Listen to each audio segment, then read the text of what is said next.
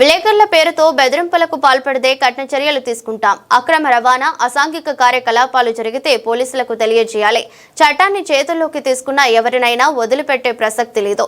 రహదారుల వెంబడి లారీలు ఆపిన డ్రైవర్లను బెదిరించి డబ్బులు వసూళ్లకు పాల్పడితే చర్యలు తీవ్రంగా ఉంటాయి.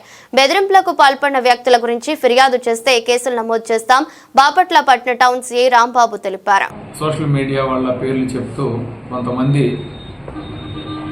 వచ్చేటువంటి వ్యక్తులను కానీ లేదా ఏదైనా వాహనాలను కానీ అది ఏమైనా కానీ ఆపి వాళ్ళతో మాట్లాడి వారిపైన దాడి చేసే విధంగాను లేదంటే వాళ్ళని ఎక్స్టార్షన్ చేసే విధంగా కొంత డబ్బులు డిమాండ్ చేయటం ఇలాంటివి జరుగుతున్నాయి అని చెప్పేసి కొంతమంది ద్వారా పోలీస్ స్టేషన్కి మా దృష్టికి రావడం జరిగింది. ఎవరైనా అలాంటి వ్యక్తులు సీనియర్ సిటిజన్ పోలీసెస్ అయినా సరే, లేదు విలేకరులైనా, ప్రెస్ అయినా, ఎలక్ట్రానిక్ మీడియా ఎవరైనా కానీ తగు సమాచారం కనుక మాకు ఇచ్చినట్లయితే వాటి మీద అప్రోప్రియేట్ యాక్షన్స్, వాటి మీద కేసులు రిజిస్టర్ చేసి చట్టం ముందు నిలబెడతాం.